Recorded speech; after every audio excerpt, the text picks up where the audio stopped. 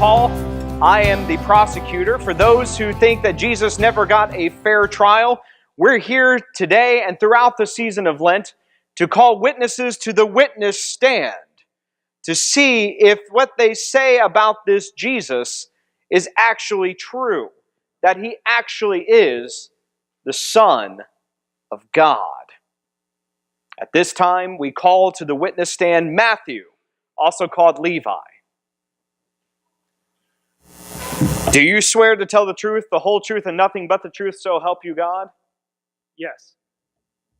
According to the records we have, you are a tax collector of the Roman government. Is that correct? I was a tax collector. Okay. As such, you were hired to sit at a toll booth to basically, at the side of the road, by the Sea of Tiberias, also called the Sea of Galilee, for those of you who are looking at a map. You were supposed to collect a set tax on fish or merchandise or whatever was being taken to market. Your employer had already paid the tax in contract with the Romans and was allowed a certain amount of, well, let's just say, overtax for you to take on as profit. Then you hired people to collect that tax plus the profit. Is that correct? Yes. Okay.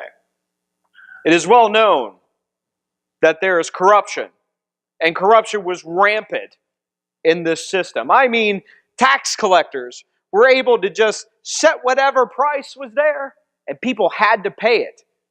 I mean, it was just pure profit for people, well, such as yourself.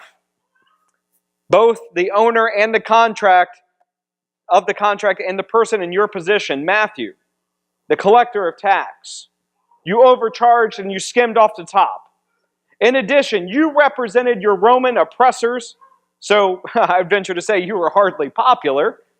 Yet sneers, I'm sure, were a small price to pay for the comfortable living that your profiteering could afford you. And you did have friends, other sinners. We weren't all like that. But as to the day in question, you were sitting at your tax booth, and this man, this Jesus, comes up to you out of the blue and says, "Follow me." And you dropped everything and followed him? Yes. Had you ever met the man? Have you ever had any dealings with him? Ever heard him preach? No. But in the work I did, I would usually catch the latest news. And this Jesus, everyone was talking about the wonderful rabbi who preached about God's concern for all people, healed the sick, and best of all, who accepted people whom others neglected. So when he looked at me, peering, it seemed, into my very soul, and when he didn't turn away in disgust, but rather looked at me with love and acceptance, well, I simply couldn't resist his call. Well, I'm sure that it was a moving experience. Let's move on. I understand you invited him to your home for dinner, and he accepted this invitation. And there were other guests as well, religious types, priests, rabbis. Not exactly. When people heard that Jesus was coming to my house, of all places, they just sort of invited themselves along.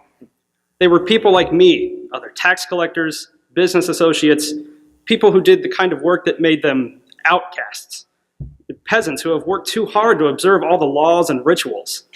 And they were admittedly a number of prostitutes and thieves as well.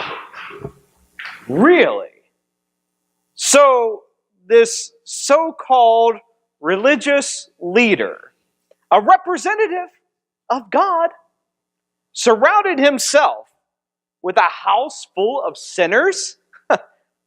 That certainly says something about this Jesus.